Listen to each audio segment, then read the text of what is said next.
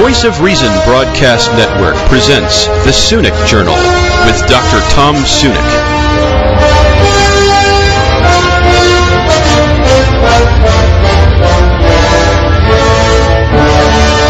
Dr. Tomislav Sunic is an author and translator, as well as a former professor and Croatian diplomat. Visit his website for interviews, books, essays, and more at tomsunic.info.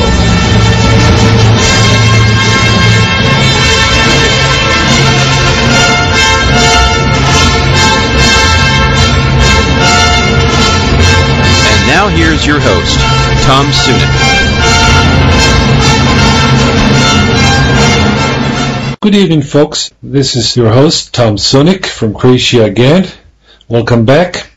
I'm very pleased to introduce you to my guest tonight. This is Jack Donovan. I'm sure you may have heard of him, an author, and I'm very pleased to talk to him. We're going to cover a whole variety of issues. Jack, hello. How are you doing? I'm doing fine. Good to be here. Jack, well, I guess we got quite a few things to cover, and I'm very pleased to have you on my show, and I'm sure my listeners, my folks, our friends, our colleagues would be very pleased also to sound you out, so to speak. And let me first ask you, you have written very much about conservatism, about tradition, about feminism, about masculinity, virility rather, that's the better word, and we're going to explore that a little bit. Could you first tell me a little bit about yourself and who were your major influences? What type of role models, what type of authors did you read? I started out thinking about issues of sexuality and gender and masculinity at a really young age. I was reading Camille Paglia in high school. I was actually a big fan of her work. But as time went on, I was drawn to a more masculine, traditionalist perspective on the world. Authors like Jack London, his book The Sea Wolf was a particularly meaningful turning point. Excellent book. Yes, I'm really drawn to narratives like that where modern, protected, civilized man comes in contact with the violence of the natural world and the world of men. Okay. I mean, I've also been influenced by, lately, more like people like Patrick Buchanan and Mark Stein in terms of what's going on in the world, and also traditionalists like Yukio Mishima and Chile Savola. Especially Yukio Mishima. I've read a little bit of Evola, but a lot of Mishima. And Sun and Steel is something I come back to a lot, as well as there are more recent books on the subject, like Manliness by Harvey Mansfield and Honor by James Bowman. Okay. Could you tell me something about your concept? I must admit, I heard about your book, Androphilia, this manifesto that you wrote. And in fact, even before I met you, I guess I heard it last year. When was it?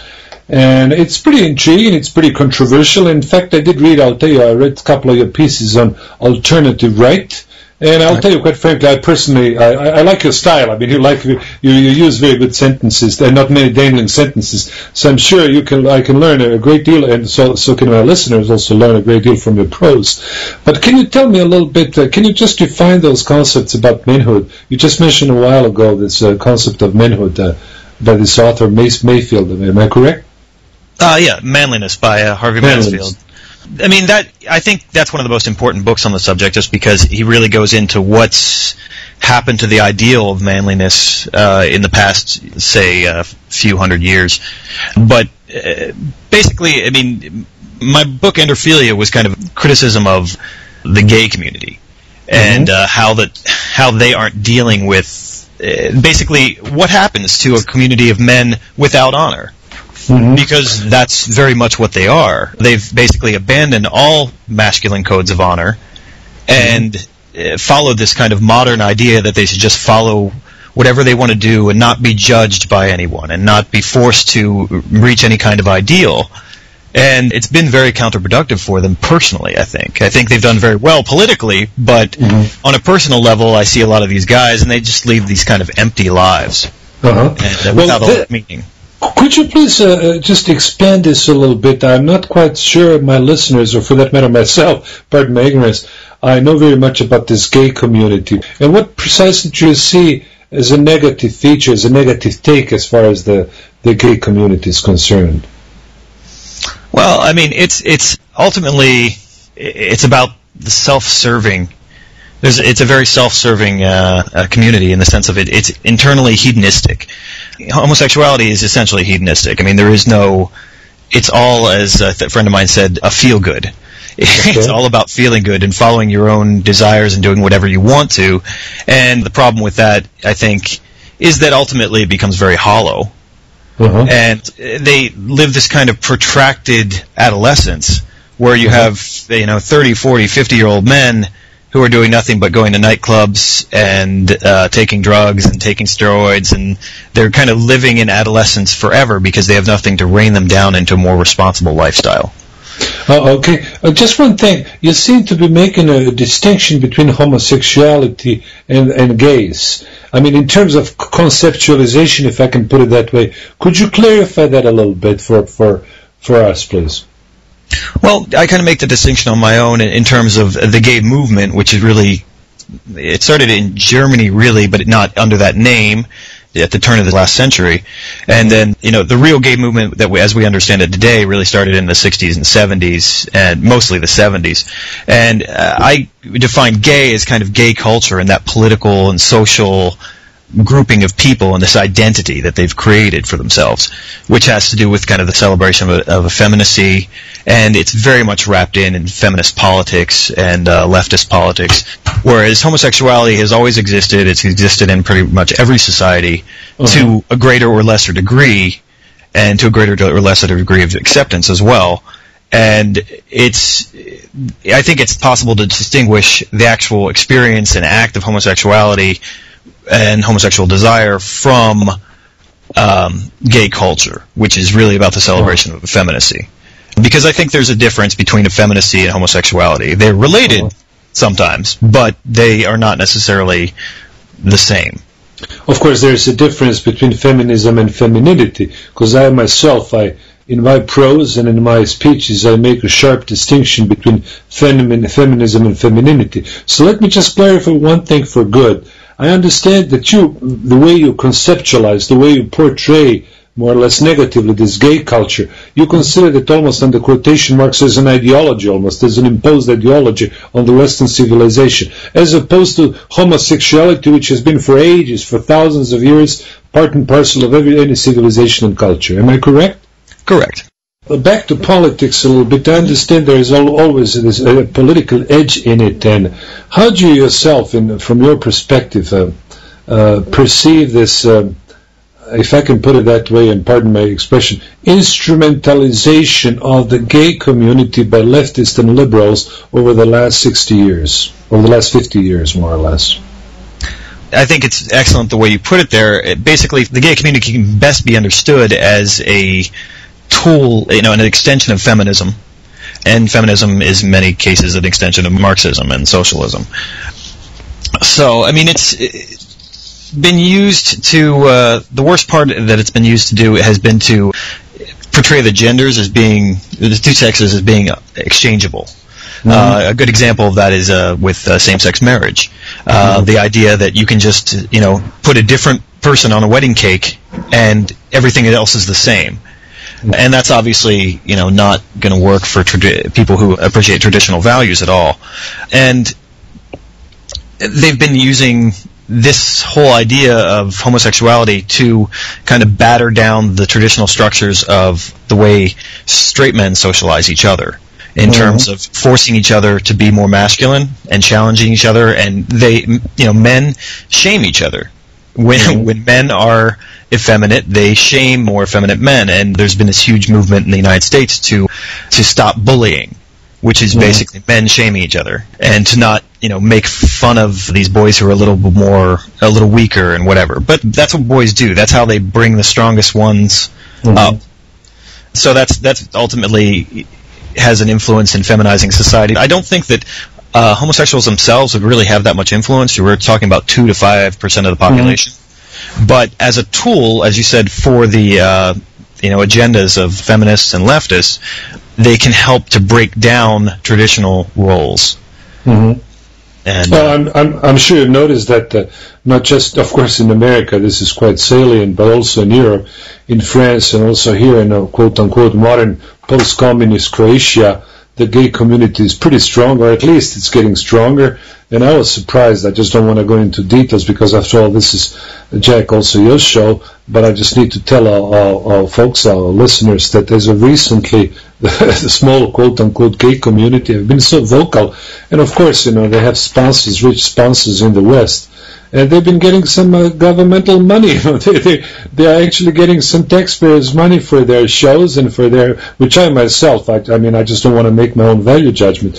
But the fact of the matter is, if I were to start my own organization or something, let's say a political, I wouldn't get any money at all. And I'm sure you know what I'm talking about, because I myself, I know from my teaching experience, from a professorial academic experience back in the States, that as a result of this gay community, there were always somebody, well, not always, but there was always some pressure groups on universities, on campuses, and I certainly, I felt a little bit discriminated against just because I was straight. So I'm sure you're aware of that, and I'm glad that you are telling me about this distinction between homosexuals and gays, because this has taken really such a dramatic proportions, this gay culture, quote unquote gay culture, that in my view this is a political issue. This is not even a sexual issue at all. Yeah, well, absolutely. As you said, it's a tool of a bigger movement, and that's about kind of undermining the opinions of straight white men, because they're dismissed as being a product of patriarchy and privilege, and they're punished for their past successes. And they're assumed to be acting only. Your opinion can only be in terms of protecting your own interest, but of course they're protecting their own interests as well. So, now let me ask you about this gay culture. Do you think it's a part of a, if I can put it that way, preconceived plan or some hidden conspiracy against white males to knock them down, or just to subvert our society, or do you think it's just a lifestyle that will go away one of these days? Not a big fan of conspiracy theories. I don't think that there's some grand master scheme somewhere. But, these groups all interact together. You're talking about, queer studies and feminist studies and women's studies. Right. And all these people, they're all in the same group, and they all have the same basic ideals, so they play off each other. You can't go and study queer studies without studying race or women's studies. It's all the same. It's all the same group of people, so their ideals kind of cross-pollinate. And they work together for this goal. It's not this conspiracy, but yes, they're moving in that direction. Now, I would like to see the gay culture as it is disappear. I don't think that we need to go back to the days where homosexuals are tortured and killed, but I do think that their culture as it stands isn't productive. It isn't productive for them, and it isn't productive for society. Mm-hmm. Well, what is your stance? You wrote about this, and I'm sure our listeners would like to hear about this. What is your stance on the family issue in the Western world? Well, the family issue is honestly like one of the reasons why the gay movement and the feminist movement ultimately don't work. If you look at the birth rates, you can't just promote forever a society where no one has a family and everyone just pursues whatever sexual thing they want to do at any given time, whatever makes them happy at this moment. You need people to make the commitment to raise families for 20, 30 years in order to just even maintain the population. And the population argument, I think, is the best argument to use against feminism, because it shows why feminism can't work. Because ultimately, other cultures will come in, and just other cultures who don't agree with feminist ideals will simply breed anyone who does out. Good point. Good, Jack. I'm very pleased indeed, and I need to alert our listeners also that you have a good website. Could you please just say aloud what's your website? How does it work? Just jack-donovan.com. Yes. But that's basically my hub. Mm-hmm. Yeah. That's just my blog. But my main focus right now is really on alternativeright.com. Yes. So. Yes, dear folks. This is Jack Donovan, and we're just talking about some issues like sex and politics, and I'm sure it just crossed my mind, Jack, there's quite a few. A friend of mine, Alain de Benoit, wrote a couple of essays on sex and politics, and of course this is an issue which is highly explosive, so to say, because it's very interesting to observe in different civilizations how sexuality is being either, as I use the word, instrumentalized or used for that matter for furthering a certain political agenda. So I guess that's one point we got to agree. I mean, I understand you're very critical of quote-unquote this leftist, subversive, decadent type of a liberal society, which actually uses the gays, the gay community, as a ram, if I can put it that way, as an arsenal for furthering its own agenda, and probably they don't even care about them. Am I correct in just assuming that for our listeners? Yes, I agree with you completely on that. Mm-hmm. What book, what article are you now preparing? Is there something specific you're working on, some scholarly project or something? No, what I'm working on right now really is just alternative right. We have a section of the blog called Virtus, and I'm trying to create a progression of articles kind of exploring the concept of paleomasculinity, which is kind of a term that I came up with for please. I certainly would like you to explain this term, and not just the term, the etymology, but the concept itself, paleomasculinity, because you got to understand, we don't want to sound too arcane for some of our listeners. I like this term, but go ahead, please. Oh yes, no, it was just something I came up with because I was looking for something that wasn't simply anti-feminist. Because it's always better to be for something than simply anti something. So I wanted to look at basically at a certain point, and I think it's the point where men started apologizing for being men. What was masculinity? What did manhood mean before that? And so it's a search back to something before. So it's a kind of consider myself a student of this in terms of researching and looking back and trying to understand masculinity as it existed in a pre-feminist age. Masculinity is one of those things that's easier to talk about in terms of stories, and it becomes a lot of cliches, I think, but they're cliches that men tend to understand. It's important to talk about ideals like virtue and honor, and those are my real interest, is talking about honor and the ideal of what a man should be. Well, virtue and honor, I'm sure you're aware of it. I'm sure you have some background in classicism as well. These are ancient European, even pre-Christian virtues. So of course, they existed during Christianity. They still do. And they are considered, so to speak, as a part and parcel of the quote-unquote right-wing background. But I hate using this word right-wing because it's meaningless today. But by and large, many quote-unquote conservatives or nationalists, for that matter, even myself, I use this concept, this word, virtue and honor, almost daily in my discourse. And I'm glad that you're using that also, as that you're actually highlighting this as the virtue, honor is the main virtue of our Western civilization. So basically, we are fully in agreement. It's under attack now by this gay community and the liberal leftist and effeminated community. One thing I need to clarify that, and we'll probably, we need to clarify this concept of manliness and virility, because I'm sure you realize that very often when you talk about manliness or virility, for that matter, and we got to be clear about that, people often associate it with machismo, and machismo has a very poor and a bad connotation, especially here in Europe. Well, manliness, unfortunately, is something that in the liberal media a lot of people put in quotations as something to be mocked and be made fun of. And the thing is, they're doing that. That's a political move, because the people who are doing the writing are people who feel threatened by strong men. We create all these ideas, like these fake phobias, like xenophobia and homophobia and all these phobias that we have. But I think the biggest phobia, and the phobia that drives, and it's legitimate, the phobia that drives the media in many cases, is really like kind of an alpha phobia, a phobia of this strong, virile man that they have to denigrate because he's not simply threatening in some kind of Freudian way. He's threatening physically. A man for whom strength and honor are important is terrifying to this group of people who simply want to do whatever they want, not be judged. So it appears as if we all have to be effeminated. Am I correct? This is at least my impression that I get in my daily life, especially when I'm on the West Coast. Oh, absolutely, absolutely. And if the reason why is because it's threatening. It's threatening to women, and it's threatening to gays, and it's threatening to anyone who doesn't feel that they should have to meet the standards, or that they can have to, because of course women shouldn't be expected to be men.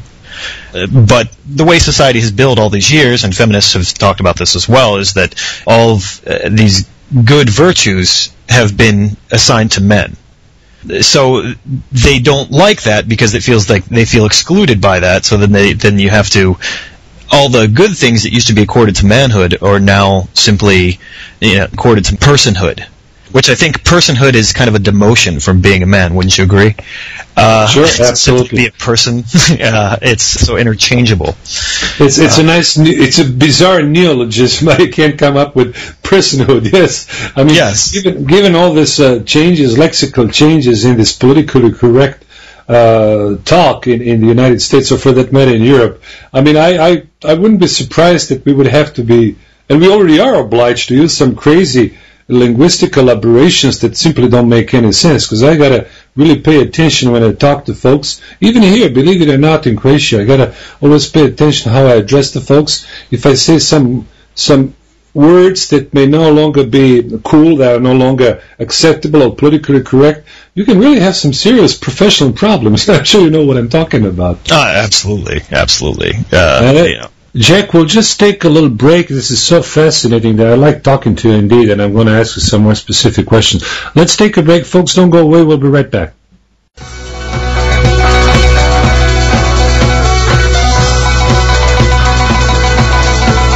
We'll be right back with the Sunic Journal.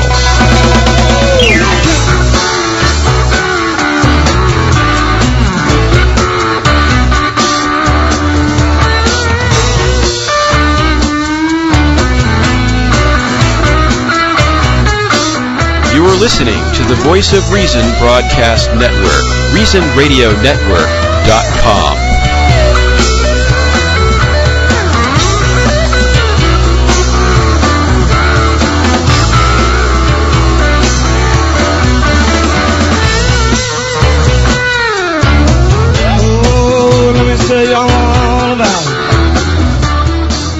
US have traded barbs during a nuclear non-proliferation conference at the United Nations. Iranian President Mahmoud Ahmadinejad accused Washington of double standards, whilst US Secretary of State Hillary Clinton blamed Tehran for using evasive tactics to divert international attention from its nuclear program. Well, Archie's Marine Report now was following day one of the heated talks. When this much media lines up outside the United Nations, most likely a diplomatic duel is taking place inside. Such the case on Monday, when the president of Iran fired first. Those who carried out the first atomic bombardments are among the most hated individuals in human history. For over the past 60 years, the UN, and particularly the Security Council, have been unable to establish sustainable security, let alone give a sense of security to nations under international relations. Regrettably, the government of the United States has not only used nuclear weapons, but also continues to threaten to use such weapons against other countries, including Iran. Mahmoud Ahmadinejad rejected all allegations his country is developing nuclear weapons, charges coming from the same delegations that walked out on his words. The Western countries currently pushing for a fourth round of sanctions against Iran. This morning, Iran's president offered the same tired, false, and sometimes wild accusations against the United States and other parties at this conference. But that's not surprising. As you all heard this morning, Iran will do whatever it can to divert attention away from its own record and to attempt to evade accountability. The verbal volley between foes marked day one of the 2010 UN Review Conference on the Nuclear Non-Proliferation Treaty. The document is regarded as the world's single most important pact on nuclear arms. 189 member states are signatories. Countries promise not to build nuclear weapons. Those who have them vow to disarm. India, Pakistan, Israel, and North Korea are not treaty members. Coinciding with the event, an announcement by Russia and the U.S. The countries have drafted an initiative to ban nukes and other weapons of mass destruction in the Middle East, including Israel. That definitely means that Israel should get rid of its nuclear arsenal and join NPT as a non-nuclear weapon state. This is not something Russia and the United States invented. This is clear a call and requirement made by all the nations of the NPT members. Iran says the promise should spread beyond selected borders. The nuclear bomb is an affront to humanity rather than a weapon for defense. The possession of nuclear bombs is not a source of pride. Its possession is disgusting and shameful. So Russia and the U.S. joining forces to make the Middle East a nuclear-free zone. Iran believes the entire world should ban all nuclear weapons. But when you step out of that UN building, you'll find thousands of people here on the street are actually in some way aligned with the Iranian president. No nukes, no war! Human beings, no! Demonstrators traveling from as far as Japan and the UK united in New York, calling for a nuclear-free future. If we tell everybody we need them for our defence, why doesn't everybody need them? But of course we don't need them for our defence. We need them so that some politicians can feel a bit more special than others. Another Hiroshima, you want another Nagasaki, I mean, we're taking little steps towards reducing the amount. Do you think it's fair for nuclear countries to tell non-nuclear countries they can't have weapons? No, because that's hypocritical, and especially not to use it by force. If you want to make bombs, we're going to blow you up. What kind of sense does that make? Diplomats will continue discussing NPT goals throughout the month, better ways of preventing the spread of nukes and ways of working towards reducing them. Consensus among all the nations on a final document is expected in 4 weeks. On day one, obvious positions remain divided. Marina Portnaya, RT, New York.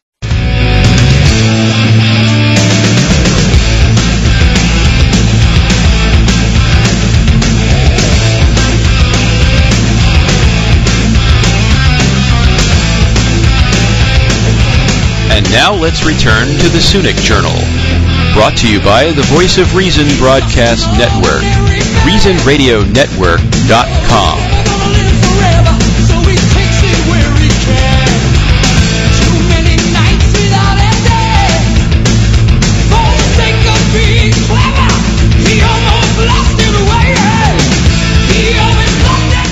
Welcome back, folks. I would like to return for just a moment to the topic of your first book. And could you just give me a short summary of this book, Androphilia? And I would certainly appreciate first if you could tell us, Jack, if you could tell us why did you choose this title, which is a good title, and how did you actually explain it, and what's the main take in your book? Well, Androphilia was really about the love of, it means the love of men, and I think you can actually build that out a little bit to be the love of manliness, which is a different, obviously, from just what the gay community is all about. In terms of, I just didn't see how men could gay men have this very conflicted relationship with masculinity, and they put the idea of it up on a pedestal, and at the same time they hate the actual fact that it's an ideal, that it's an aspirational thing, that it's something that men strive to be, because they feel lesser because of that. So basically my book was about using androphilia as a word to separate the idea that manliness is something that should be aspired to rather than denigrated, that the gay community was all about celebrating effeminacy, and so using androphilia to kind of separate what I saw as this promotion of masculinity versus this promotion of effeminacy. Mm-hmm. So, it used that to kind of draw a distinction and criticize the gay community. It wasn't, I don't really expect people to run around calling themselves androphiles. It's not really conducive to that, but at the same time, I think it was important for someone who is homosexual to criticize that community, because they desperately need to be criticized. Because they lack internal criticism. But you yourself, you've been criticized by some gay community folks in San Francisco. I read the other day some pieces from the Bay Area Register, whatever they call it, and they seem you seem to be on the flank yourself, and do you know those people? What does that take specifically? Why are they opposed? Are they opposed specifically to your books or to you, or what exactly is the issue, if I may ask you? Well, the interesting thing about the gay community is they try to accept all viewpoints because they try to be very inclusive, but they certainly can't accept mine because I'm standing up against them and saying I don't want anything to do with them. So, as far as my critics are concerned, of course, yes, they're very... I think one person wrote that we should just say that we hate the book and move on. And they don't really want to talk about me because I bring up a lot of issues that I think are very difficult for them. A lot of feelings of rejection by straight men, by their fathers, by things like that. I mean, I call them patricidal to a certain extent. A lot of their culture wants to destroy men. Well, tell me something. What is your take? You also write about feminism and femininity, and so you actually. My understanding is, of course, this would probably necessitate the whole semester to discuss about this issue, and I wrote about this very much myself, and I certainly would alert my folks to read some of my pieces on sexuality and feminism as well. And I would, of course, if you allow me, Jack, I'd like to make a little parenthesis, and for folks who read French, they should probably consult Alain de Benoit essays. He wrote a couple of essays on femininity and feminism, and of course Guillaume Fay, he also wrote about this, and you guys, you may want to also check that out and see, because to some extent it parallels what Jack Donovan is talking about. Jack, let me just be a little bit more direct, and let me just, slightly move this discussion towards a different angle, a political angle, of course. I'm sure you may be familiar with Oscar Wilde, and you mentioned earlier this gentleman who is, so to speak, very, so to speak, a role model for many folks of the new right in France, Yukio Mishima, the great novelist. Right. You realize that he was a homosexual. Well, yeah, I mean, he actually was also married and had 2 children. So he was a homosexual on the side, but that's a very traditional way of handling that. Absolutely. In the sense, The reason I'm asking you, one of my favorite authors when I was in high school was Oscar Wilde. You know that Oscar Wilde, even nowadays, if you look at the Wikipedia, well, not just there, but elsewhere, he has the reputation of being a right-winger. He was a very aristocratic man. He just hated the masses.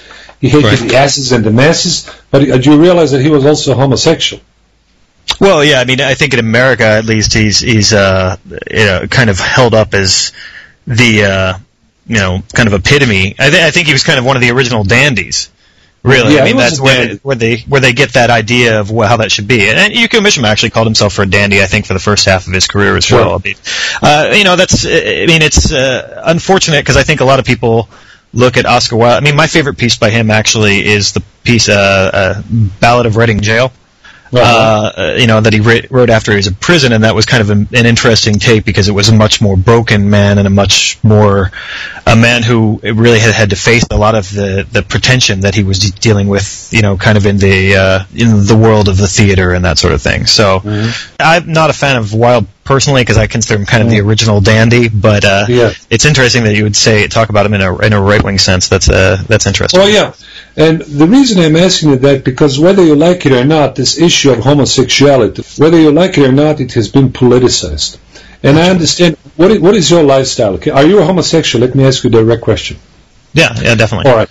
How do you square this away with the gay community? This is what confuses me a little bit. I understand this point. I don't like when people make an ideology out of their lifestyle, which is okay as far as homosexuality is concerned. And I fully agree with you that the gay community is just a perverted type of a political offshoot that comes in handy for the liberal opinion makers and what have you.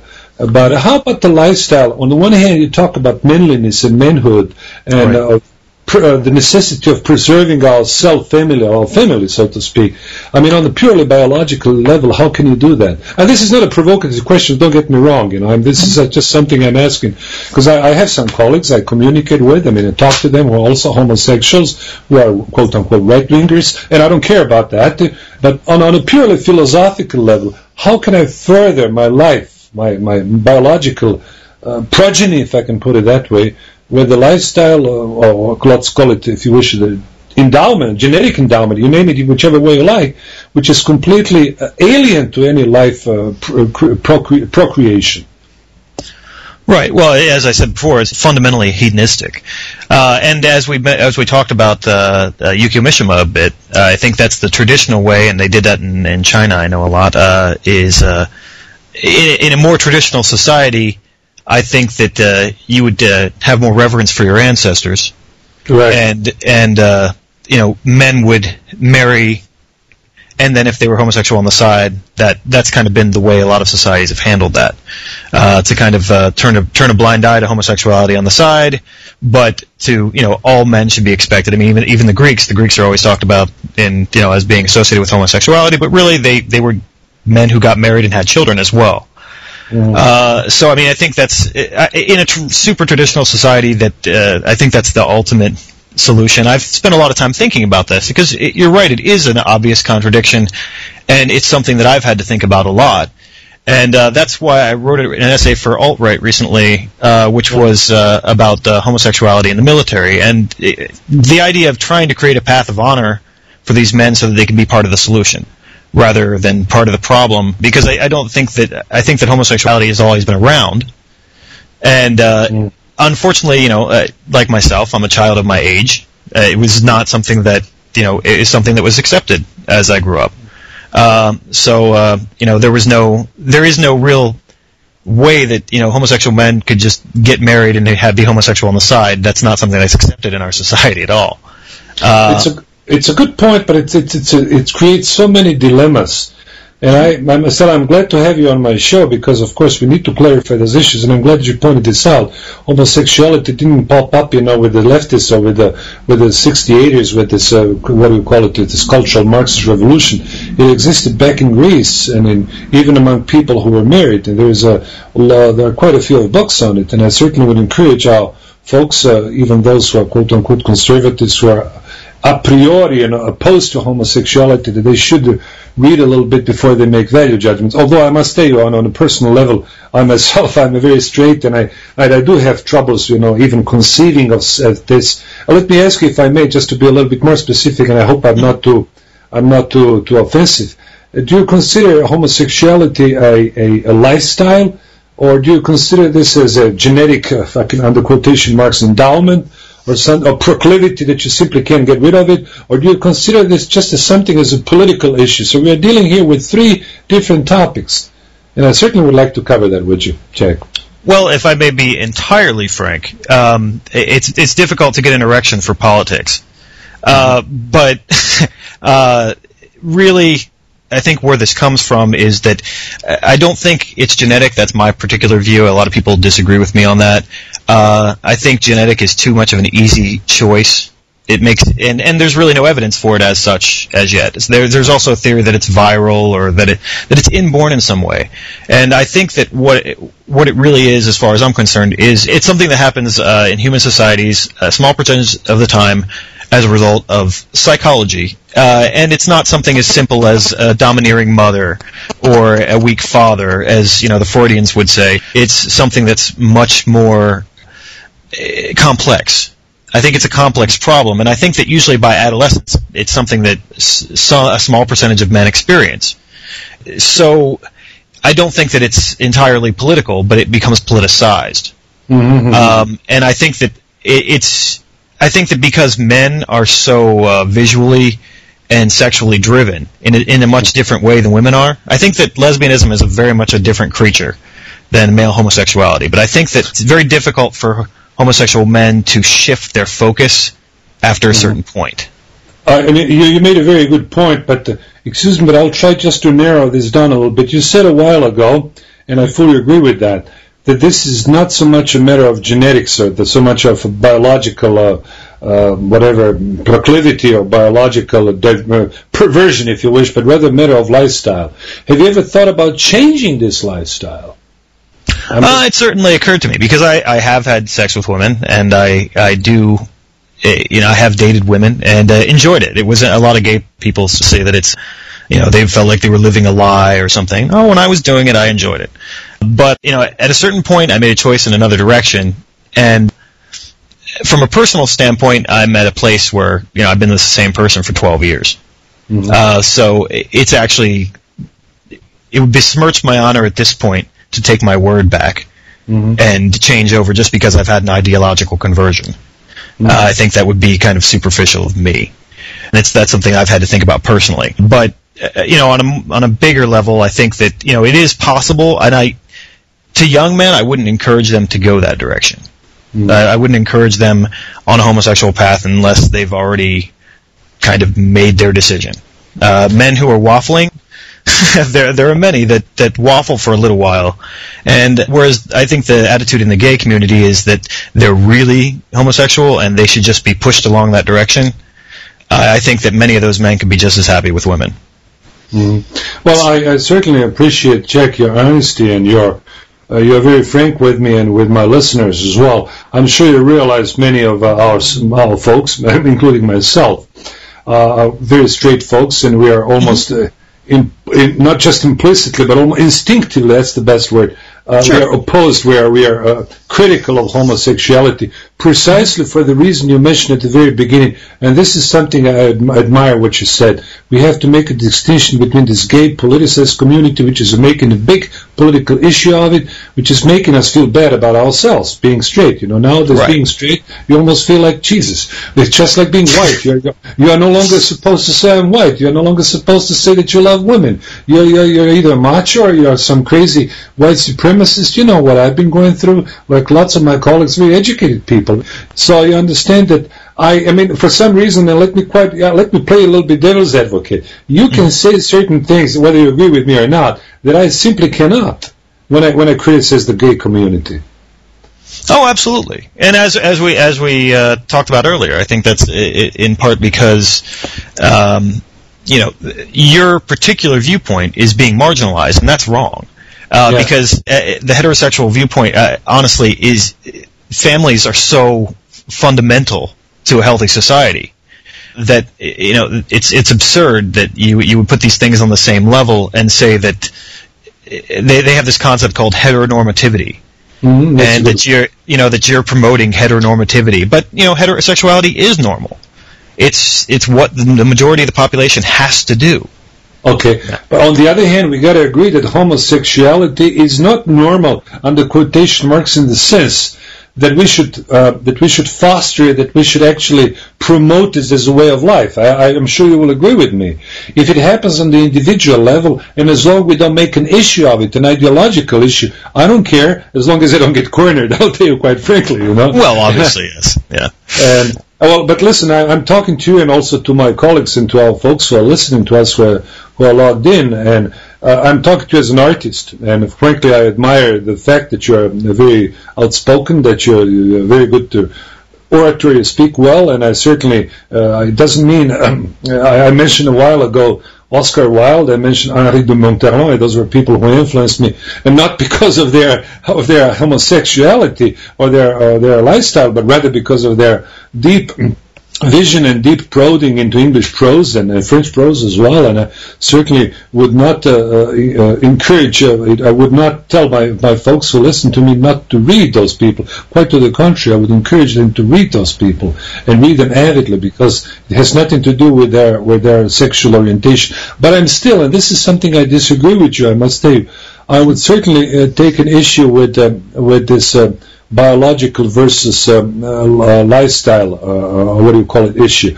Because there are certain things, you get accustomed to, but you can just as well, shed them and just get rid of them. Like I haven't been drinking for 10 years, and I'll tell you quite frankly, I've never been a heavy drinker. But I used to have a few beers and so on. But I gave up, and I can tell you, I'm just as happy without drinking, and I'm just as happy leaving a normal life and having a nice woman. I can tell you, and there's nothing wrong in it. Did it ever cross your mind that you may just shed the homosexuality as a way of expressing your manliness, if I can put it that way? I'm not trying to offend you. I'm just asking you a question. No. If I were offended that easily, I wouldn't write for a right-wing publication on homosexuality. Sure. But basically, yes, of course I've thought of that. I don't think there's any homosexual man who hasn't thought of that. And I don't think that it's beyond the realm of possibility either. I'm not one of these people who sits on, is on the hard line of saying that this can never be changed, this can never be altered, you must always do the exact same thing always. For me, sexuality, as you said with your authors and so forth that you brought up, Oscar Wilde and so forth. Sure. For me, I think when you talk, I don't think that homosexuality is necessarily a way of expressing my manliness, any more than if you look at what it means to be a man, there are so many other things that are frankly more important, take up a bigger part of your life. How do you conduct yourself on a daily basis? Your behavior towards other men, your behavior towards women, this concept of honor, all these things exist really outside of homosexuality or sexuality at all. Sexuality is a very small part. It's an important part of life. But, I mean, how much of life do you spend having sex? Very little. But, it's how you conduct yourself on an everyday basis that I think is most important. And it's upholding this kind of masculine ideal, I think, is most important. That's what like every man has a failing. Every men all have failings. No, there are no perfect men. But I think the important thing is that we hold up a certain ideal, and an ideal. It's a behavior ideal, and it's an everyday way of living, and that's the real lifestyle. I mean, homosexual lifestyle. What does that mean? My lifestyle. My lifestyle is. I mean, I work with straight men every day at a blue-collar job, and there's the gay lifestyle to me means these gay men who, live in gay neighborhoods, only deal with gay men and women. They only go to gay events. They only go to gay bars. They enjoy gay culture, whatever. I'm not part of any of that. I understand, and I truly appreciate what you're saying, because this is very, it's very. It's very illuminating in a sense. I mean, I'm learning quite a bit from what you're saying. Just when you mentioned a while ago, sex basically makes 0.1% of our life. If you look at the lifespan of 70 or 80 years. So I myself, I don't like this expression lifestyle, because it just associates you with a certain ghetto, with a specific community. And I myself, I'm just a normal guy. I blend in with the community. In fact, my communities are just white people who have certain traditional values and who are proud of their heritage and who are proud of their manliness. But then again, given the fact that we are both, victims of these semantic distortions, most of the problems, I'm sure you may have encountered some problems with some of your colleagues, even who claim to be conservatives, precisely because of this verbal misconstruct, those verbal barriers that are lying in front of us. And I guess this is something we need to clarify as much as possible. Now, before we wrap up, Jack, certainly, once again, could you please give us again your website and your blog so people can write to you and read you more? It's jack-donovan.com, and you can find the majority of my writings. Also, the most recent stuff is going to be at alternativeright.com. Alternative Right. Yeah, a friend of mine, Richard Spencer, he writes there, and I might submit something as well. Alex Kurtagit, so there's some good people over there. Well, yes, look, I myself, I'm trying to stay above the fray, but this is something I can tell you. This is always an issue that it's very hard to deal with, and I guess, we can go into the National Socialism and Fascism. Of course, they had those homosexuals, but as long as they keep their mouth shut and as long as they don't make a political issue of it, nobody cares, and then you just leave it to yourself. But the problem, of course, and you will agree with me, occurs and arises when people explicitly say that. You can call it the lack of tolerance or whatever. And then, of course, when a homosexual, let's forget now about the gay movement, which is an extreme form of ideological perversion of this. How can I put it? Or something which is supposed to be homosexual. And I'm in agreement with you with your description of the gay movement, which is truly a monopolized movement by the leftist coterie, as I call it. But I still have problems with homosexuals and the way. I mean, you are so open in how to actually dish it out to my folks, to our listeners, because some of them really have they have difficulties, of course, at understanding that a normal person, a well-educated, intelligent, high IQ guy can actually indulge in something which is absolutely incompatible with the biological substance of manliness, if I can put it that way. And I'm not trying again to attack you, and I like talking to you indeed. This is a fascinating topic. And I certainly would like you, what is your take on it? Because I'm sure you mentioned a while ago you're a blue-collar worker, and I'm sure under different circumstances you could be much better if you join the gay community. Am I right? Well, no, I do that. I mean, I do that by choice, honestly. I mean, I enjoy lifting things. I enjoy actual physical work. That's something that's appeals to me on a personal level. For me, a kind of an escape from the politically correct office environments. If it's one of the last places you can go, if you go work with a bunch of men in a job that women cannot do, they talk like men. And they don't have to change their speech. They just say what they feel. Do they sometimes your colleagues, your friends, or sometimes even your detractors, do they call you a faggot or something, some bad words or something? Well, I mean, obviously, there are detractors like web commenters and things like that. But I mean, that doesn't. I can't really be bothered with people who hide on the internet and just make stupid comments. But as far as my friends, I mean, I think one of the points is that I'm a man first, and I'm homosexual somewhere way after that. That's a good point. And I'm a man first, and when I start a new job or when I start dealing with men, I like to deal with them as men and not as a homosexual male, because right away you get all that baggage. And you know what? When I go out and work with men and they see that I can act like they do, that I can do what they do, that I hold myself to the same standards as they do, then the homosexuality thing becomes less important. They eventually find out they're fine with it, So on a personal, I hope please. I'm sure, Jack, you understand. I'm not grilling you here. I'm not a cop. I'm not a policeman or something. But I certainly need to explain certain things to our listeners more from the artistic point of view, because after all, you're a great author and a great artist, and you certainly share our traditional European values. For me, this is, so to speak, the only criteria for having people on my show. I mean, I've had Catholics, I've had pagans here, I've had atheists, I've had everything, and I mean, that's precisely our badge of honor. We need to show our tolerance. But on a personal level, I hope you wouldn't mind. Do come over here to Croatia. I'll find you some nice chicks. You won't believe how beautiful, how stupendous looking they are. I'll tell you. Well, actually, we're running out of time. Jack, it has been such a pleasure, and let's keep in touch, and we'll probably catch up somewhere on the West Coast. Thank you very much, folks. Bye for now.